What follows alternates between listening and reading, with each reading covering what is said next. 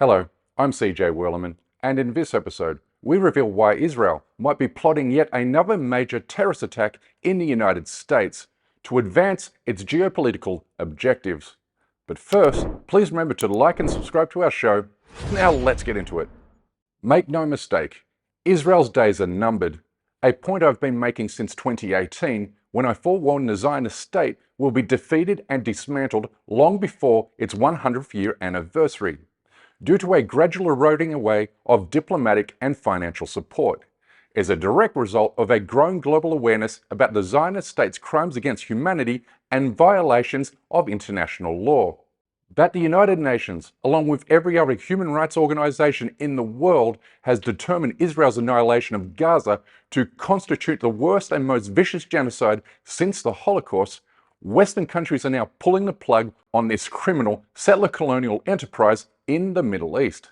That Australia, Canada, the United Kingdom and Portugal have now formally recognized an independent Palestinian state during the past month has sent Israel into a total meltdown, which is why Netanyahu is vowing vengeance against them and any other nation that makes a similar move. יש לי מסר ברור לאותם מנהיגים שמכירים במדינה פלסטינית לאחר הטבח הנורא ב7 באוקטובר. אתם מעניקים פרס עצום לטרור. ויש לי מסר נוסף עבורכם. זה לא יהיה. לא תקום מדינה פלסטינית ממערב. Coolly and calmly, the United Nations Secretary General responded by telling the rest of the world to not be intimidated by Israel, a remarkable comment on its own, but one backed up by the French Prime Minister, who says his country will be the next to recognize Palestine, telling an Israeli television outlet that the people of France are no longer buying Zionist lies and propaganda. Unfair and irresponsible. Unfair because West Bank has nothing to deal with Hamas. And when people start saying our answer either to the recognition or to the situation will be to restart settlements in West Bank, this is the best evidence of the fact that this is a political project whose objective is not to dismantle Hamas, but to kill the possibility of a two states and to deny the right of Palestinian people to live in peace in the region. Rarely at any other point in its criminal history has Israel been as desperate as it is today. And what Israel typically does when it reaches this level of despair is to not only dial up anti-Muslim fear and hatred in Western countries, but also stage false flag terrorist attacks to turn the American public against Arabs and Palestinians. The U.S. Army released an intelligence report that said that the Zionists were pros at carrying out terrorist acts that made it appear that it was done by Arabs. Addressing potential U.S. opposition to Israeli expansionism, Netanyahu says, quote, "I know what America is. America is a thing you can move very easily, move it in the right direction. They won't get in the way." Israel's manipulation is now hiding in plain sight, because with your own eyes, you can see clearly how it's plotting and or hyping up terrorist attacks in countries that are adopting a pro-Palestinian stance. I mean, look at this. Here's a former Israeli Prime Minister openly threatening to wipe out the United Kingdom like Israel wiped out Gaza, adding France and Europe will be the ones to pay the price. And that price, presumably, will come in the form of a staged Islamic attack, a presumption based on Zionist history and the fact that Israel is now telegraphing its intent. As you can see here, just one day after the UK announced its recognition of a Palestinian state, this headline suddenly appears in a major UK newspaper, warning of an ISIS terrorist attack on British soil against Christian and Jews in retaliation for Israel's genocidal operations in Gaza. It doesn't take a cat to smell a rat, or at least something really fishy here. A stench that grew ever more rancid in France the day after Macron said his citizens were no longer easily duped by Israeli propaganda, with headlines in the media warning of ISIS lone wolf attacks in major French cities. On Sunday, the top advisor to Donald Trump posted this astonishing tweet in which she predicted the United States will have another 9/11 probably within the next 6 months to a year. She included the words Islamic terrorism in all caps, as though she was shouting this from the rooftop of the Oval Office, like the deranged and notorious Muslim hater she's proven herself to be. A day earlier, she posted another tweet, claiming that unnamed sources within the US government told her, and only her, that Al-Qaeda is preparing to carry out Islamic terrorist attacks on US soil and against multiple cities in the coming days, weeks or months. All of which has prompted keen observers of Zionist tactics to publicly ponder out loud, why are a bunch of Zionists warning us about Al-Qaeda and another 9/11 in unison? A question that can only be answered with another question, as in what are we talking about here, coincidence or coordination? Well, as a former US intelligence officer once quipped, coincidence takes a whole lot of planning. I have a thing called Nance's Law. Good question. Coincidence takes a lot of planning, right? Last year, an operative for the Mossad told 60 Minutes how Israeli intelligence operations are designed to create a pretend world. We create a pretend world. We are a global production company. We write the screenplay. We're the directors. We're the producers. We're the main actors. And the world is our stage. More to the point, Israel has a long and proven history of carrying out terrorist attacks and then falsely blaming them on Arabs and Palestinians to achieve its aims. In fact, Israel is so shameless about murder and deceit that it even attacks Jewish peoples if doing so serves its overarching goals, as was the case in the 1950s, when Mossad used false flag attacks to convince Jews in Iraq to relocate to Israel. Iraqi Jews were convinced that Israel had a hand in uprooting them.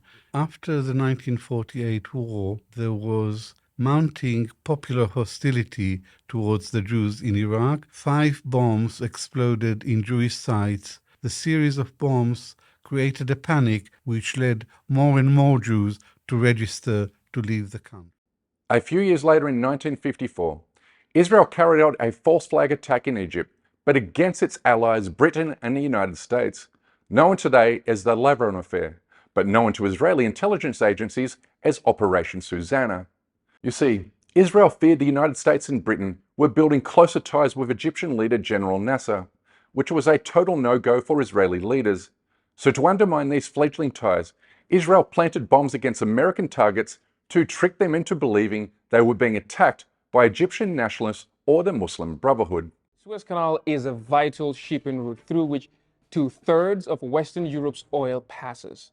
Egypt is in control and Israel is not happy.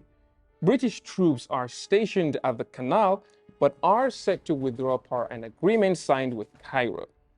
Now, Israel, however, wants them to stay because they serve as a buffer against Egypt. Israel's attitude towards Egypt at the time, let's just say there was no love lost. What's Israel's genius plan to get its way? Attack its allies, of course. It hires Egyptian Jewish agents to plant bombs on US and British targets in Egypt. The goal, frame Cairo for the attacks, make the area seem dangerous and force Britain to keep its troops there. Sounds brilliant, right? There's also Israel's alleged ties to the September 11 attacks of 2001. Ties that are even more odious when you understand how the tragic loss of 3,000 Americans somehow and coincidentally worked in Israel's favor, which we covered in great detail in a recent episode. Notwithstanding the fact Netanyahu said 9/11 was a great strategic benefit to Israel. The Israeli newspaper Ma'ariv has reported Israel's former Prime Minister Benjamin Netanyahu has publicly said the September 11th attacks have been good for Israel. Netanyahu said, quote, "We're benefiting from one thing, and that is the attack on the Twin Towers and Pentagon and the American struggle in Iraq." If you take out Saddam's regime, I guarantee you that it will have enormous positive reverberations on the region. For decades, Israel has used the threat of Islamic terrorism to undermine American solidarity and sympathy for Palestinians, as researched and proven in any number of peer-reviewed studies all the way back to the early 1990s. Today, Israel is returning to Islamophobia and the hyperventilation of Islamic terror to rescue Israel's sagging reputation in the United States, as leaked by an insider at the Israeli Ministry of Foreign Affairs to American journalist Ryan Grimm, and as we reported in last week's episode. Contained quite an interesting document paid for by the Israeli Ministry of Foreign Affairs and leaked to us. Effectively, what they recommend is ramping up Islamophobia. Israel wants to take us back to the early 2000s again, when hysteria about Islam was used to manufacture American consent for the global war on terror. These fresh calls for anti-Sharia bills by Zionist lobby-funded politicians speak for themselves. It's 2010 all over again. But an even greater fear is Israel will covertly sponsor a mass casualty attack against a synagogue or church in the United States or Europe, but the one that's blamed on a bogus Muslim or bogus Arab with bogus ties to the pro-Palestine movement. A real fear, given this has been Israel's modus operandi for its entire existence, and there's absolutely zero reason to believe it won't return to carrying out false flag terror attacks again to advance its geopolitical agenda.